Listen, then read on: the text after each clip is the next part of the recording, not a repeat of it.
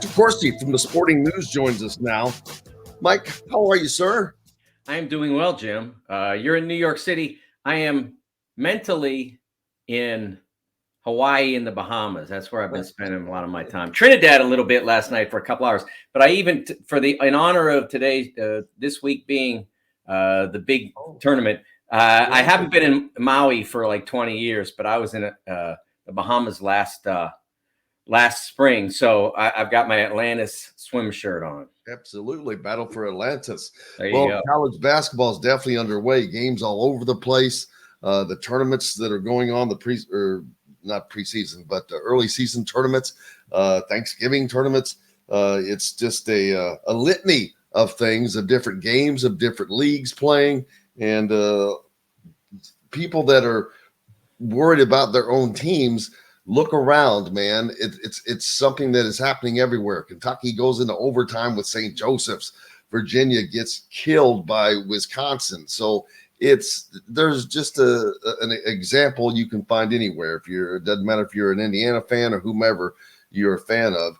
It's there are teams that are going through all kinds of stuff, and there are just a lot of teams that are just good, or at least competitive now. So I think college basketball is just getting at a point to where the water is leveling. It's a very balanced year, Jim. I've seen a lot of the top teams play now. Obviously, I saw Purdue in person last week and saw the 4 of the Champions Classic, which were 4 of the top dozen teams or so in the country. And nobody's great. Nobody's extraordinary. If extraordinary is out there, maybe UConn, because they're playing pretty well without Stephon Castle.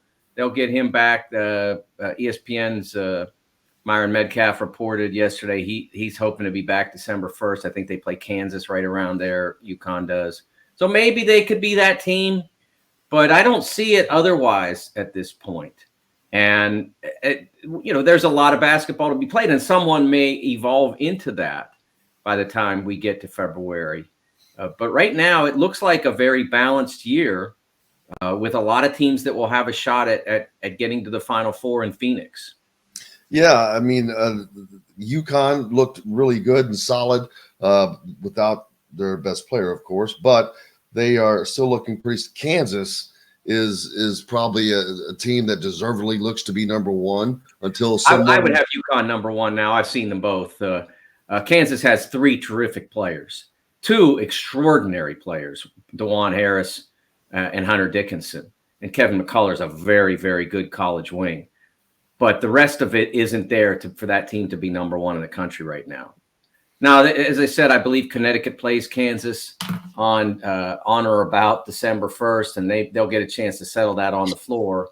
But if you're into that sort of thing, who's number one right now? The best team in the country at this stage looks to be Connecticut. And they did win it last year, so I don't know. Maybe they should get to keep the crown until somebody actually beats them or challenges them. They're the champions until someone knocks them off, until someone takes it away. Coach K always used to say that he hated the word defending champion. He would not allow his players, and they had the opportunity to play as this once or twice or 5 times, that he would not allow his players to say they were the defending champions. He would not, and he would try to tell the media that in 2002 or in 1991, 92, or 1993, they were not defending champions. You could say reigning champions, but they weren't defending anything. Nobody was going to storm Cameron Indoor Stadium if the Blue Devils got beat and take away their 1992 championship trophy. It's theirs for good. It's not going anywhere. And so he always used to say that. And so I think UConn, they may not be defending it because it's really a much different team. They still have a lot of the same players. And we saw Alex Caravan last night. What a star he was against Texas. He was the difference down the stretch. Without Castle, who's their best pro prospect, with their best big guy not playing a huge role, Caravan was just fantastic. He's a player I really fell in love with last year, watching him along the stretch on the way to the championship. 6'7", 6'8" wing, not the most dynamic guy on the planet. He's not going to win the high jump competition. But you know what? The first priority in basketball is put the ball in the basket, and he's really good at that. Absolutely. And Texas looking okay, I guess you'd say, through this, as good as anything. They made it to the championship game, and a 10-point loss to the number one team in the country, who should be number one team in the country, the reigning national champion. Not bad.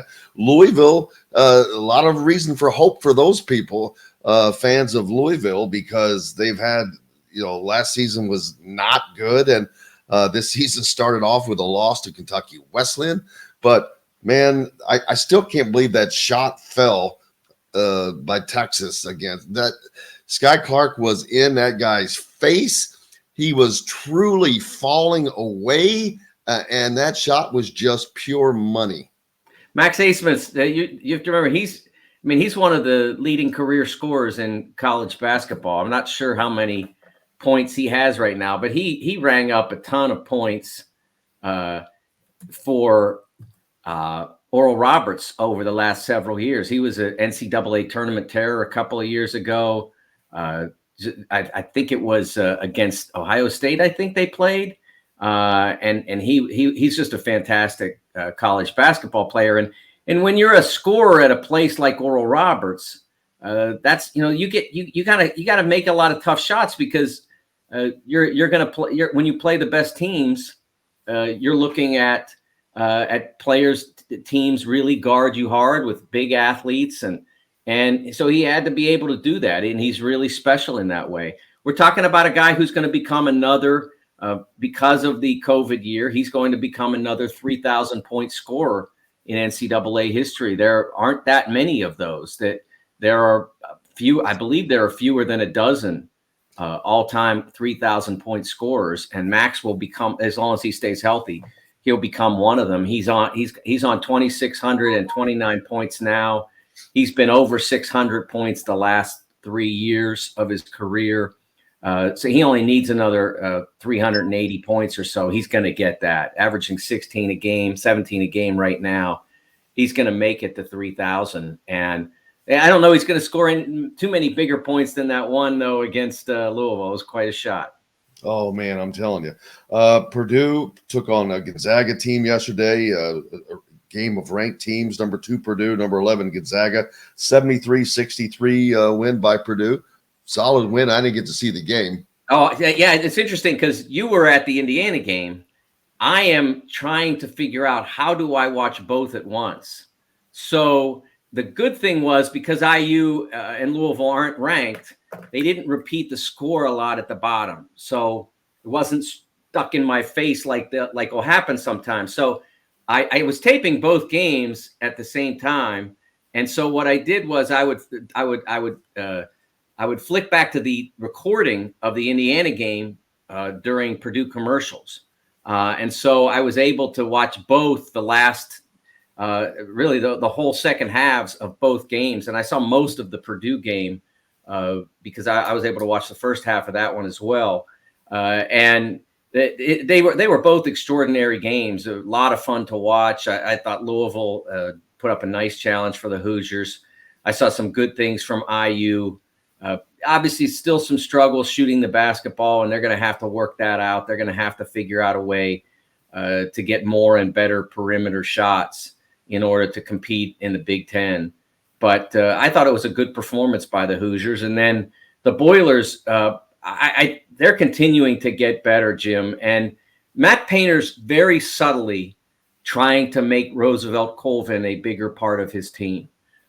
This is the second game I watched of theirs in which Roosevelt was playing in the biggest minutes. Now, he's your freshman. The game is going down in the second half, and you need to maintain a lead. And he is out there, with the ability to make shots at a high level. I think he's 7 of 11 from 3 right now, playing in limited minutes. But I think that's huge for them, Jim. If Colvin is able to develop into a starter level player, whether he opens in the lineup or not, but if he's getting 20 to 25 minutes a game, it changes who they are as a team. They become more dynamic. They now have high end talent. Obviously, Zach Edey is a high end talent. He's a National Player of the Year. But you have to have those NBA guys, and Colvin may be that for them.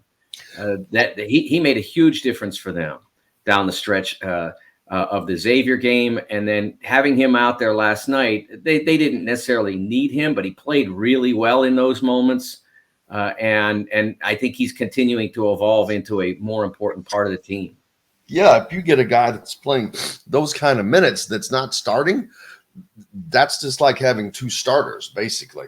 Right. Because when you take that number one guy out, and if you're bringing in a 1A guy, you're feeling pretty strong. I mean, Mike Woodson talks about the second unit all the time, which I don't know that I like that. I mean, it should just be a continuous mix of talent out there. But yeah, Purdue is seemingly to kind of have put some separation between themselves and the rest of the league. Michigan State, I'm sure they'll be back in March, like we always talk about them then. But right now, Purdue seems to have separated themselves. But also, Wisconsin looked really good yesterday and beating a Virginia team soundly.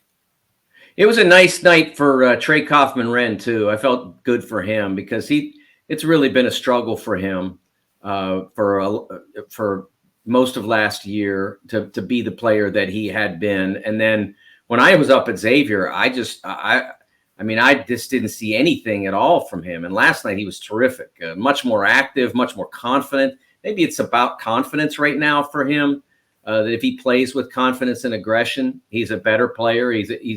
Now everybody's a better player, but he's a functional player. He's a positive player. He was not a positive player in the Xavier game. Wasn't a negative player, just wasn't there. He was out there, but he wasn't there. Last night, he was a difference maker in a lot of that second half. So good news for them. Purdue's going to continue to evolve into a terrific team and one of the teams that's going to have a great chance to make the Final Four. I'm not sold that they have the talent to get through the two games at that stage. But I don't have any doubt that they're one of the best teams in the country, and they'll have a great shot at making it to Phoenix.